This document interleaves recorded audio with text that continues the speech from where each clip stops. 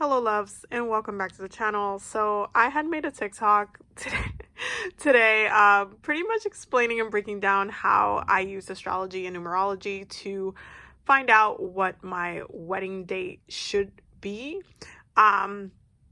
for when me and babe get married. And so this is how I figured out our wedding date using those tools, and I'm going to show you how I'm doing it from scratch. I did it on TikTok, but it was a little bit fast for people because it's only 60 seconds, so I wanted to just be a little bit more thorough and give you guys a video so you guys can have some of your questions answered and you're not confused. So I'm using Procreate for this. All I did was take a screenshot of the calendar app for the year that I'm looking at. So I'm looking at next year because that's when I'm looking at getting married. And so that's the year that we're going to be working with. So the first thing that you're going to do, I already did this, so I have all the layers. So I'm just going to be adding on the layers and show you guys what I did. So the first thing that I did was cross out all of the new and full moons for the year 2022. You want to either look when you're getting married, you want to either look at doing a new moon or a full moon. New moons are great for new beginnings. Full moons are great to bring longevity and blessings to the marriage itself. It's a very grounding energy, and it just provides, it's like a very much like a full circle kind of energy. And that's the reason why I want to go more towards the full moon energy, because I want our wedding and our marriage to be stable. The thing that you need to take note about doing this process is that you're basically looking at the birth of your connection, like how you're grounding it through marriage. So basically for me, even though yes, we've been together for a certain amount of years already, we're looking at our wedding date, that is the beginning of a new commitment. So that very much, because that is a very grounded process, and because it deepens our relationship and who we are to each other in that way, we're celebrating each other in that way, it does impact within the birth when you're making that commitment, because don't forget there's a lot of legalities when it comes to getting married. That is like bringing a child to life. That's like birthing a new idea, a new experience, a new something. And because we're birthing this relationship and this marriage, the date of that birth, the energy of that day takes a huge forefront. Like it has a huge presence on the marriage itself. So I want to make sure that our day is supported and that our energy of that day, it lingers throughout our relationship. So that's why we're working with full and new moon energies, and this is why we're doing this process in the first place. Now I'm gonna go ahead and show you guys the next layer.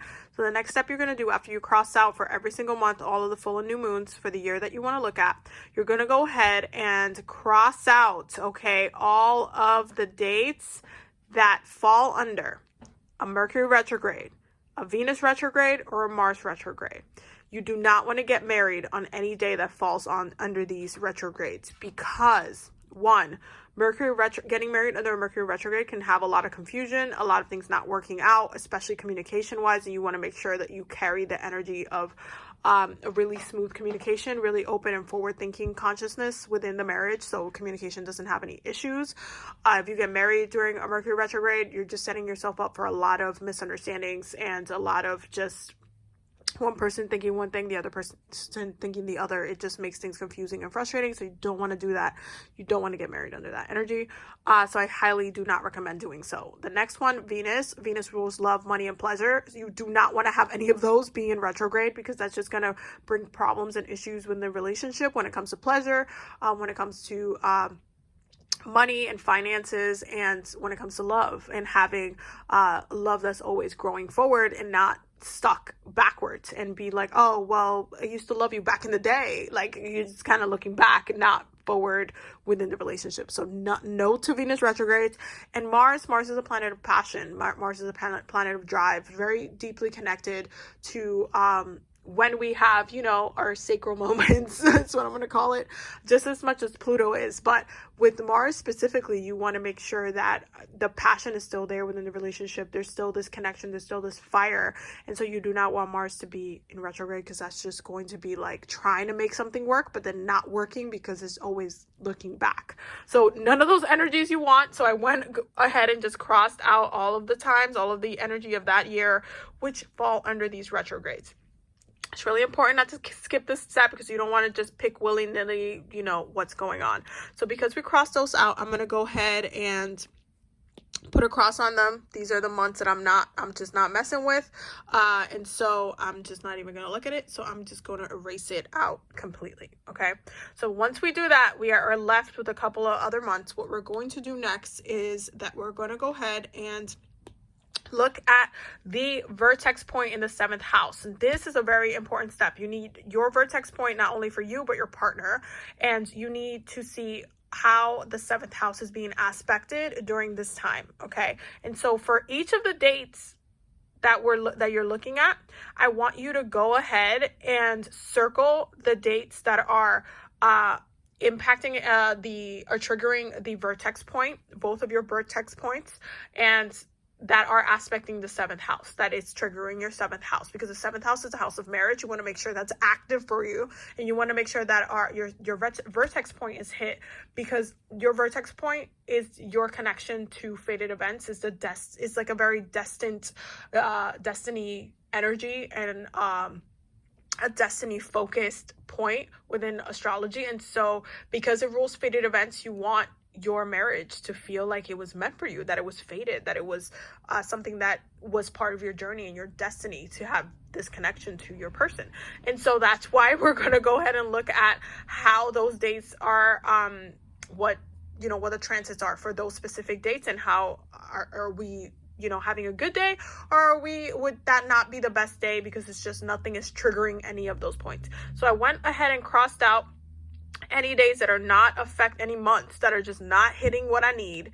And then I'm going to go ahead and erase those so we don't have to pay attention to that. Okay. So now we're left with these days. These are the days that are, that have a good energy as far as me, us getting married and everything kind of hitting what I need. However, I will say right off the bat that while I was looking just at the chart for all of these, the one that I really connected to was April 16th. That's the one that the energy was right. It was on a Saturday, which I also really like because working with the planetary hours, I would love to get married under a Saturday, either a Saturday, Friday, or Monday, or even a Tuesday, but I prefer the Monday, Friday, and Saturday. Saturday is really good for grounding and making the relationship be very stable and grounded. And you guys know I'm a Capricorn, so I live, and Babe is the Capricorn moon, so we live for Saturn, we're fine. But you can also do Friday for Venus, and then on Monday for the moon and emotions, and have those connections to the emotions and your your love and how you feel about each other. So the moon, on a Monday, that's also a great day. Tuesday is great for passion and again connecting to that Mars energy, but I don't like it as much as the other days. I'm just saying. So because of that, it was just the way that the chart looked for the both of us. It was just hitting everything that I wanted very beautifully. So I was like, okay, this is the one that I'm kind of gravitating towards already. Just off everything that I looked at, I'm just like, this is the one that I'm kind of really liking and preferring. And it's in the springtime. It's a really beautiful time. So yeah, I was vibing a lot with April 16th. And then what I did was, this is when you get into the numerology. If you're trying to pick that date, that specific, what am I divinely getting as far as the number? Which day is the one though? Which is it? I can technically get married on any of these days, but this is the best day for me to get married in this year. And I'm going to tell you why. Okay. So now what you're going to do is you're going to take your life path number, and then you're going to take your partner's life path number, okay? And then that's going to give you your wedding number, and that's the number that we're going to look at. So for me, it was the number 8. So using that number now, I can go ahead and add up the number for each day completely. So April 16th, 2022, and what that adds up to, and then doing the same thing to all of the other possible numbers. And that gave me this.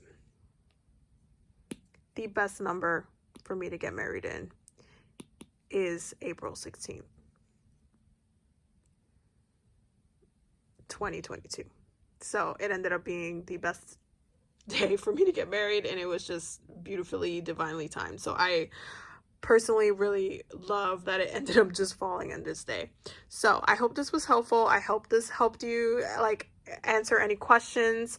Let me know if there's any other way that I need to break this down for you guys. Just in case, you know, there's any questions, because I can just make a follow-up video explaining. But I hope that this was clear. I hope you understood why we're doing it this way. And yeah, definitely don't forget to subscribe. Don't forget to leave me a comment down below if you thought this was cool. Definitely make sure you're following me on all the socials, on TikTok, on Instagram. It's all at TigeraGitana. And definitely also don't forget to sign up for the workshop, because tickets are almost sold out, and I want to make sure that whoever wants to be there can come through. And yeah, I will see you loves in the next one. Don't forget to do all the clicking and subscribing and, you know, hitting the join button if you want to be a member and all that jazz. I will see you loves in the next video. Have a beautiful day. Bye.